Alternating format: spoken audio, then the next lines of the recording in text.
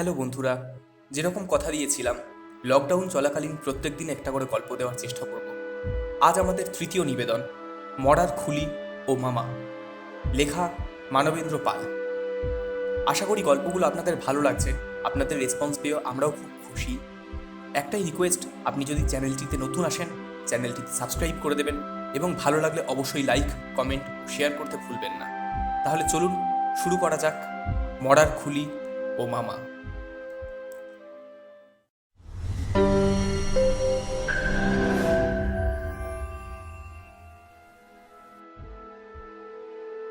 আরেকটু হলেই বুলুটা বাস চাপা পড়ত। এমন অসাবধানে রাস্তা পার হয়। কথাটা বলল আমার ভাইজি রিনা। বুলু ওর ক্লাস ফ্রেন্ড, রিনার কাকু, কাজেই বুলুরও আমি কাকু। সম্প্রতি নেপাল ঘুরে এলো। এতক্ষণ এসে বাড়ির সকলের কাছে নেপালের গল্প করছিল। আমি ছিলাম না, তাই আমার জন্য এক টুকরো স্লিপ রেখে গেছে। স্লিপটা আমার হাতে দিয়ে রিনা গজগজ করল, এত অসাবধান মেয়েটা, এখুনি যে কি সর্বনাশ হতো। সে কথার উত্তর না দিয়ে আমি স্লিপটা পড়তে লাগলাম। শ্রী চরণেশো কাকু, নেপালে গিয়ে দুটো মজার জিনিস পেয়েছি, শিগগির একদিন চলে আসুন। সেদিনই বিকেলে অফিস ফেরত বুলুদের বাড়ি গেলাম। বাইরে ঘরেই ওকে পাওয়া গেল। ও তখন নেপালের উপর লেখা কয়েকটা বই থেকে কি যেন সব নোট করছিল। আমায় দেখেই আনন্দে লাফিয়ে উঠল। তারপর একটুও দেরি না করে আমায় টেনে নিয়ে গিয়ে ওর কাঁচের আলমারির মধ্যে রাখা দুটো মজার জিনিসের একটা দেখালো। আমি একটু অবাক হয়ে বললাম, এই তোমার মজার জিনিস? ও খুব হাসতে লাগলো। মজার জিনিস নয়, এমন জিনিস ভূভারতে কোথাও আর পাবেন? তা বটে, জিনিসটা আর কিছুই নয়, একটা মরার খুলি। মরার খুলি তো অনেক দেখেছি, কিন্তু এত ছোট খুলি কখনো চোখে পড়ে। খুলিটা স্বাচ্ছন্দ্যে হাতের মুঠোর মধ্যে ধরা যায়। কেমন, মজার জিনিস নয়?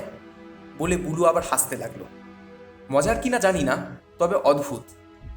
এমনি সময় বুলুর মা চা জল খাবার নিয়ে ঢুকলেন। দেখুন দেখি মেয়ের কি অনাসৃষ্টি কাণ্ড। শাড়ি গেল, ইম্পোর্টের ছাতা গেল, ক্যামেরা গেল, শেষ পর্যন্ত এই মরার খুলিটা ফুটপাত থেকে 50 টাকা দিয়ে কিনে আনলো। আর তারপরেই কি বিপদ শুনেছেন তো, কাঠমান্ডু থেকে দক্ষিণকালী দেখতে গিয়ে সিঁড়ি থেকে একেবারে খাদে পড়ে যাচ্ছি। বুলুকে জিজ্ঞাসা করলাম, এটা তো তোমার 1 নম্বর মজার জিনিস, 2 নম্বরটি? বুলু মুচকে হাসলো, বলল সেটা আর দেখানো যাবে না, যে কোনো মঙ্গল কি শুক্রবার আসবেন। বুলুর এই 2 নম্বর জিনিসটা যে আরও কত অদ্ভুত হতে পারে তা আমার ধারণা ছিল না। মঙ্গল কি শুক্রবার মনে নেই। একদিন সন্ধ্যের সময় বুলুদের বাড়ি গিয়ে দরজায় কলিং বেল টিপলাম, কিন্তু তখনই কেউ দরজা খুলে দিল না। এরকম বড় একটা হয় না। শেষে বার 3 বেল টেপার পর ওদের বাড়ি যে বুড়ি মানুষটি কাজ করেন সে এসে দরজা খুলে দিল। কিন্তু ভেতরে ঢুকেই হতাশ হয়ে গেলাম। বুঝলাম বুলু নেই, বুলুর মাও নেই। বুড়িকে জিজ্ঞাসা করলাম, কেউ নেই? ও মাথা দুলিয়ে জানালো আছে, বলে বাইরে ঘরের পর্দা ফেলা দরজাটা দেখিয়ে দিল। যাক, বুলু তাহলে আছে। মনে করে পর্দা সরিয়ে বসার ঘরে ঢুকতেই থমকে গেলাম। না, বুলু নয়, কেউ একজন কোচে গায়ে নিয়ে সামনের সেন্টার টেবিলের উপর দুখানা পা তুলে বসে আছে। পরনে ধপধপে পাজামা, গায়ে গিলে করা আদ্যির পাঞ্জাবি। ইনি যে কে তা বোঝার উপায় নেই, কেননা তিনি একখানা খবরের কাগজে মুখের উপর আড়াল করে রয়েছে। কি করব ভেবে না পেয়ে জুতোর শব্দ করে সামনের কোচটা একটু টেনে নিয়ে বসলাম। কিন্তু ভদ্রলোক কাগজ সরিয়ে একবার দেখলেনও না, এমনকি শ্রীচরণ দুখানি আমার মুখের সামনে থেকে নামালেন না। খুবই বিশ্রী লাগছিল। একবার ভাবলাম উঠে চলে যাই, কিন্তু এই অতি অদ্ভুত, অদৃষ্টপূর্ব অভদ্র লোকটিকে ভালো করে না জেনেও যেতে ইচ্ছা করছিল না। অগত্যা একটা সিগারেট ধরিয়ে চুপ করে বসে রইলাম। এমনি কতক্ষণ গেল হঠাৎ চমকে উঠলাম, আরে ওটা কি? ভদ্রলোকের কোচের একপাশে কোনো রকমে একটা ম্যাগাজিন চাপা দেওয়া সেই মরার খুলিটা না? ভালো করে দেখতে গিয়ে সেন্টার টেবিলটা নড়ে গেল, একটা বই পড়ে গেল। আর ঠিক তখনই, আহ, কি সৌভাগ্য আমার! ভদ্রলোক কাগজখানি মুখের সামনে থেকে সরালেন, অমনি তার শ্রীচরণের মতো শ্রীমুখখানিও দেখতে পেলাম। ছুঁচলো মুখ, মাথাটা মুখের তুলনায় বড়, অনেকটা নারকেলের মতো। রুক্ষ চুলগুলো সেই মাথার উপর ফেঁপে ফুলে রয়েছে, কিন্তু সরু গোঁপজোড়া ভারী পাহাড়। এও সহ্য করা যায়, কিন্তু এই রাত্রিরে কেউ যে কালো সানগ্লাস পরে থাকতে পারে তা যেন ভাবাই যায় না। যাই হোক, ভদ্রলোক উঠে দাঁড়ালেন। তার গলায় যে রুদ্রাক্ষের মালা ছিল সেটা এতক্ষণে নজরে আসেনি। তিনি উঠে দাঁড়ালেন। তারপর সামনে যে একজন ভদ্রলোক বসে আছেন সেদিকে লক্ষ্যমাত্র না করে ম্যাগাজিনের তলা থেকে খুলিটা নিয়ে বুলুর সেই আলমারিতে রেখে এলেন। যেন তিনি খুলিটা ভালো করে দেখতে নিয়েছিলেন, দেখার পরে রেখে দিলেন আর কি। বুলু কি আলমারিতে চাবি লাগিয়ে রেখে যায়নি, নাকি ওটা খোলাই থাকে জানি না। ভদ্রলোক আবার নিজের জায়গায় গিয়ে বসে মুখের ওপর কাগজ আড়াল করে বসলেন। আর ধৈর্য রাখতে পারলাম না, জিজ্ঞাসা করলাম, বুলু কখন আসবে বলতে পারেন? উত্তরে একটা গম্ভীর স্বর গলার মধ্যে দিয়ে ঘড়ঘড় করে বলে উঠল, মিনিট 13-র মধ্যে। ও বাবা, ইনি যে আবার মিনিট সেকেন্ড ধরে কথা বলেন, 10 মিনিট নয়, 15 মিনিট নয়, একেবারে 13 মিনিট। জিজ্ঞাসা করলাম, ওর সঙ্গে কি আপনার দেখা হয়েছে? না, দেখা হয়নি। বুলু কোথায় গেছে তাও বোধহয় জানেন না, অথচ তিনি বলতে পারলেন 13 মিনিট পরে আসবে। কত রকমের স্ক্রু ঢিলে মানুষই না হয়। একটু পরে উনিই আবার কথা বললেন, হ্যাঁ, আর 8 মিনিটের মধ্যেই ওরা এসে পড়া উচিত, যদি না কোনো অ্যাক্সিডেন্ট হয়। অ্যাক্সিডেন্ট? হ্যাঁ, মানে দুর্ঘটনা। আমি অবাক হয়ে জিজ্ঞাসা করলাম, আপনি অ্যাক্সিডেন্টের ভয় পাচ্ছেন কেন? উনি তেমনি করেই উত্তর দিলেন, অ্যাক্সিডেন্টকেও ভাগ্যের সাথে জড়িয়ে এনেছে। আমি বুঝতে না পারলেও রিনার সেদিনের কথা মনে পড়ে গেল। আমাদের বাড়ি থেকে ফেরার পথে নাকি বাস চাপা পড়ছিল। এমনি সময় কলিং বেল বাজল। তারপর 8 মিনিটের মধ্যে বুলু হাসতে হাসতে ঘরে ঢুকলো। ও মা, কাকু কতক্ষণ এসেছো? আমি উত্তর দেবার আগেই ভদ্রলোক হঠাৎ উঠে পড়লেন। বুলু বললেন, এ কি মামা, এখনই উঠছেন? হ্যাঁ, তুমি একটু শুনে যেও বলে সামান্যতম ভদ্রতাটুকু না দেখিয়ে প্রায় আমার গায়ে ধাক্কা দিয়ে চলে গেল। বুলু ওকে এগিয়ে দিয়ে গিয়ে ফিরে এলো। মুখটা থমথম করছে।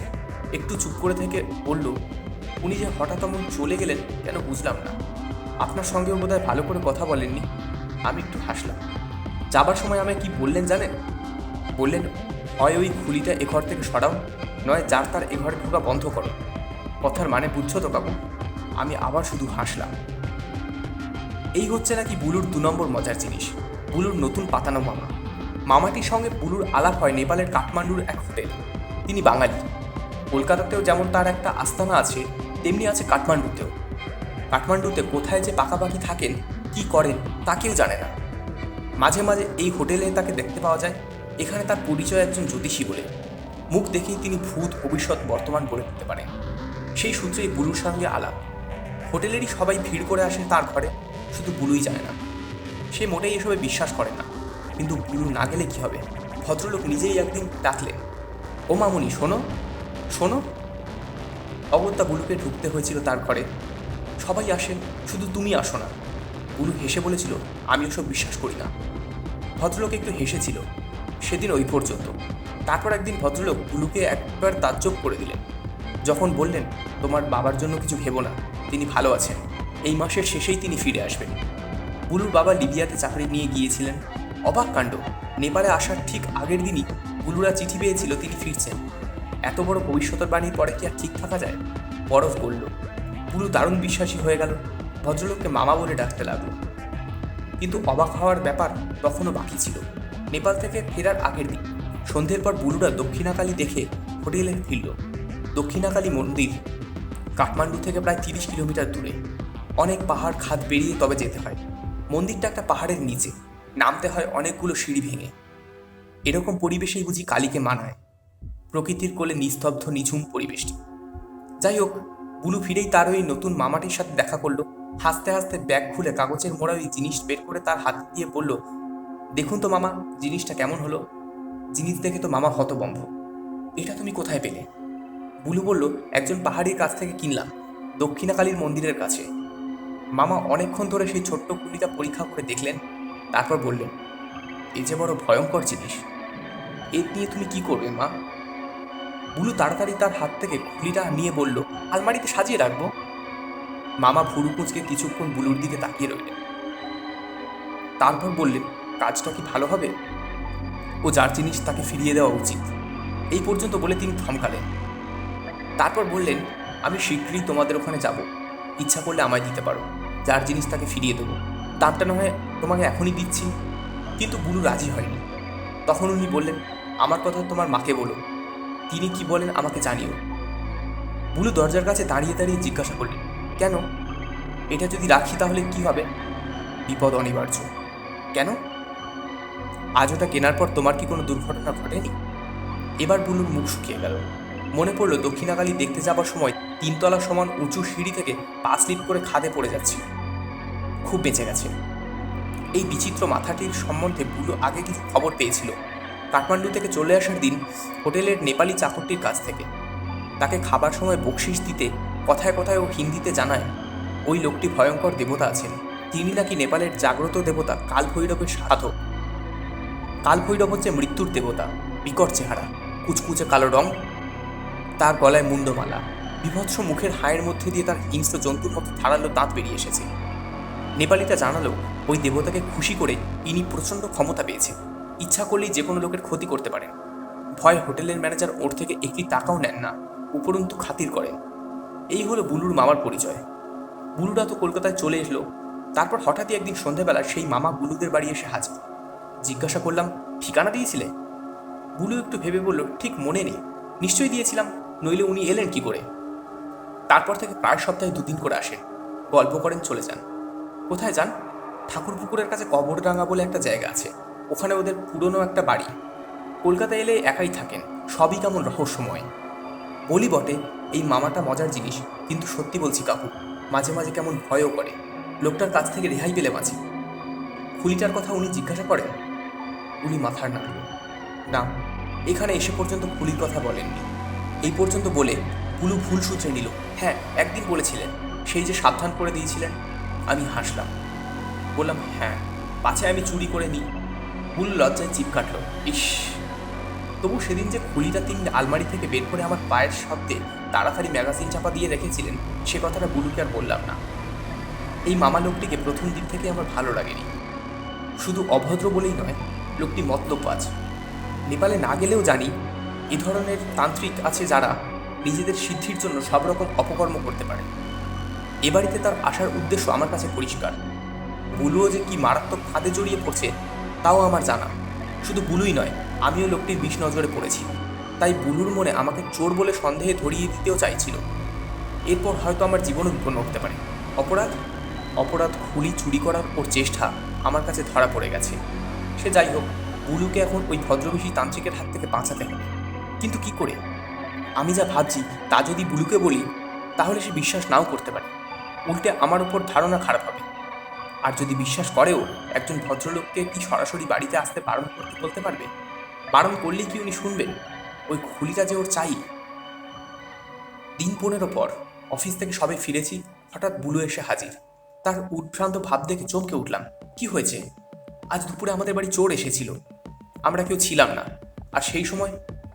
কেন? সেই বুড়ি কাজের লোকটি? বলছি, দাঁড়ান, আগে একটু বসি। ইতিমধ্যে রিনার মাও এসে পড়েছে। রিনা, একটু জল দে তো। রিনা তাড়াতাড়ি জল এনে দিল। জল খেয়ে রুমালের মুখ মুছে বুলু বলল, অন্যদিনের মতোই বুড়িটা দুপুরে ঘুমোচ্ছিল। আজ আবার দুপুরে এক পশলা বৃষ্টি হয়ে গেছে, কাজেই আরামেই ঘুমোচ্ছিল। কখন থেকে যে কলিং বেলটা বেজে যাচ্ছিল তা সে শুনতে পায়নি। যখন শুনল, থরমর করে উঠে দরজা খুলে দিল, কিন্তু কেউ কোথাও নেই। তখন বুড়ি গিয়ে আবার শুলো। একটু পরে আবার বেল বাজলো। বুড়ি আবার উঠে দরজা খুলল, কিন্তু এবারও কাউকে দেখতে পেল না। এমনি করে 3-3 বার। বুড়ি বলল, এ নিশ্চয়ই কোনো দুষ্টু ছেলে মেয়ের কাজ। তাই 4বারের বার বুড়ি রেগে রাস্তায় নেমে দুষ্টু ছেলে ধরার জন্য এদিক ওদিক খুঁজতে লাগলো, কিন্তু কারো টিকিটুকুও দেখতে পেল না। তখন ফিরে এসে দরজা বন্ধ করে আবার শুয়ে পড়ল। এই পর্যন্ত বুলু থামল। বললাম, কিন্তু চোর এসেছিল কি করে বুঝলে? দুষ্টু ছেলের কাজও হতে পারে। তা হতে পারে, তবু। বুলু কি ভাবতে লাগলো। তারপর যেন আপন মনেই বলল, আমার কেমন ভালো ঠেকছে না। চোর এসেছিল বলেই আমার সন্দেহ। তাছাড়া। বললাম, থামলে কেন? না, তেমন কিছু নয়, তবু বলছি, বিকেলে বাড়ি ফিরে এসে দেখি চৌকাঠে জুতোর কাদা। আমি চমকে উঠলাম। সে ভাব গোপন করে বললাম, কাদা আগে ছিল না? বুলু মনে করার চেষ্টা করে বলল, তাহলে নিশ্চয়ই আমার চোখে পড়তো। তাছাড়া কাদা আসবে কোত্থেকে? দুপুরে তো বৃষ্টি হয়েছিল, রাইট? বলে বুলুর পিঠ চাপড়া লাগলো। যাই হোক, কিছু চুরি যায়নি তো? না, এটুকুই রেহাই। ঠিক জানো, কিছু চুরি যায়নি। বুলু হেসে বলল, ঘরে ঢুকে এক নজর দেখে কিছু চুরি গেছে বলে তো মনে হলো না। চলো এখনই তোমার বাড়ি যাব। বলে তখনই গায়ে হাওয়াই শার্টটা চড়িয়ে বুলুকে নিয়ে বেরিয়ে পড়লাম। ওদের বাড়ি ঢুকেই চলে গেলাম ওদের বাইরের ঘরে। বুলুকে বললাম, তোমার আলমারি খোলো। বুলু চাবি বের করে লাগাতে গেল, কিন্তু তার দরকার ছিল না। আলমারিটা খোলাই ছিল, ভিতরে সেই খুলি নেই। সেই অবস্থাতেই বেরিয়ে পড়লাম। বুলু ব্যাকুল হয়ে পিছু ডাকলো, কোথায় যাচ্ছেন? বললাম কবরডাঙ্গা, তোমার ওই ভণ্ড মামা রাস্তা নয়। ও প্রায় কেঁদে উঠলো, না না এই সন্ধ্যাবেলা যাবেন না। কিন্তু আমার তখন জেদ, ওটা উদ্ধার করে লোকটাকে পুলিশে দিতেই হবে। ঠাকুর পুকুরের এদিকটায় কখনো আসিনি, দুধারে মাঠ, কোথাও রীতিমতো জঙ্গল। কবরডাঙ্গার জায়গাটা রীতিমতো গ্রাম, তবু রাস্তাটা পিচ ঢালা, বাস চলে, মাঝে মাঝে লরিও যায়। এখানে পুরনো বাড়ি আছে কিনা জিজ্ঞাসা করতে একটা লোক মাঠের উপর একটা বিরাট দোতলা ভাঙা বাড়ি দেখিয়ে দিয়ে বলল, ওই ভূতের বাড়ি তো? হ্যাঁ বলে মাঠে নেমে পড়লাম। লোকটাকে অবাক হয়ে তাকিয়ে রইল। তখন সন্ধ্যা হয়ে গেছে। দূর থেকে বাড়িটাকে দেখে মনে হচ্ছিল যেন প্রেতপুরি। ইট খসে পড়ছে, আলসের দিক থেকে উঠছে অশ্বত্থের চারা। ঢুকে পড়লাম সেই বাড়িতে। অন্ধকার, চারদিকে থমথম করছে। তারপরই হঠাৎ মনে হলো যেন দুটো জলজলে চোখ। থমকে দাঁড়ালাম। না, একটা কুকুর। কুকুরটা আমাকে দেখে পালালো। সামনেই সিঁড়ি, টর্চও সঙ্গে করে আনিনি। দেশলাই চালাতে চালাতে দোতলায় উঠলাম। একটি মাত্র ঘরেই দরজা জানলা আছে। ঢুকে পড়লাম। দড়িতে ঝুলছে একটা লুঙ্গি, একটা ফর্সা পাজামা, একটা পাঞ্জাবি। সামনে কালো কাপড়ে থাকা ওটা কি? ভালো করে দেখলাম, এটা তো একটা তেপায়া। চমকে উঠলাম, এরকমই তো তেপায়া প্রেতাত্মা নামানো হয়। মামা কি তাহলে? কিন্তু আসল জিনিসটা কোথায়? মামাই বা কোথায়? আবার দেশলাই চালালাম। লক্ষ্য পড়ল কুলুঙ্গিতে একটি তামার পাত্রের সেই ছোট্ট মরার খুলিটা। আমি মরিয়া হয়ে খুলিটা তুলে নিয়ে পকেটে ফেললাম। তারপর এক ছুটে নিচে। সামনেই সেই মাঠ, মাঠের পর পিচ ছালা রাস্তা। পাছে দৌড়লে কারণ নজরে পড়ি, তাই জোরে হাঁটতে লাগলাম। নিঃশ্বাস বন্ধ করে হাঁটছি। চারদিক অন্ধকার, শুধু অন্ধকার। হঠাৎ আমার মনে হলো নির্জন এই মাঠে আমি একা নই, কেউ যেন পিছনে রয়েছে। হ্যাঁ, স্পষ্ট বুঝতে পারছি পিছনের মানুষটা এসে পড়ছে। আমি দৌড়তে লাগলাম, কিন্তু পারলাম না। পিছনের লোকটা ঝাঁপিয়ে পড়লো আমার উপরে। আমি হুমড়ি খেয়ে পড়লাম। সে অমনি আমাকে চাপড়ে ধরলো। উফ, সে কি কঠিন হাত! সে স্বচ্ছন্দে আমার পকেট থেকে খুলিটা বের করে নিল। তারপর আমার গলা টিপে ধরল। নিশ্চিত মৃত্যু জেনেও আমি প্রাণপণ শক্তি প্রয়োগ করলাম। এক মুহূর্তের জন্য ওর হাতটা ঢিলে হয়ে গেল। আমি কোনো রকমে নিজেকে মুক্ত করে ছুটলাম রাস্তার দিকে। সেও ছুটে আসছে আমার পিছনে। রাস্তায় লরির হেডলাইট, তবু আমি ঝাঁপিয়ে পড়লাম রাস্তায়। লোকটাকে সঙ্গে সঙ্গে লাফ দিল। লরিটা দুরন্ত গতিতে বেরিয়ে গেল। ভালো করে তাকিয়ে দেখলাম, না, আমি বেঁচে আছি। কিন্তু রাস্তার উপর হুমড়ি খেয়ে পড়ে আছে ওটা কি? কিন্তু সেদিকে মন দেওয়ার মতো অবস্থা তখন ছিল না। হাঁটতে লাগলাম ডায়মন্ড হারবার রোডের দিকে। পরের দিন সকালবেলা বুলুদের বাড়ি চা খেতে খেতে সমস্ত ঘটনাটা বলল। কাগজেও ওই অঞ্চলের লরি চাপা পড়ে একটা মৃত্যুর খবর বেরিয়েছে। বুলু বলল, আপনি খুব বেঁচে গেছেন কাকু, ভাগ্যি খুলিটা আপনার সঙ্গে ছিল না। আমি হেসে বললাম, আর লরির চাকার নিচে খুলিটারও সদ্ব্যবহার হয়ে গেল। বুলু একটু হাসলো, তারপর বলল, কি আশ্চর্য, ওই যে লোকটার যে বর্ণনা রয়েছে কাগজে, তার সঙ্গে মামার চেহারা মেলে না। আমি বললাম, তা জানি, ওটা মামার সাগরেদ। মামা কিন্তু রইলেন বহাল তবিয়াতে, হয়তো আবার আসবেন। বুলু শিউরে উঠল।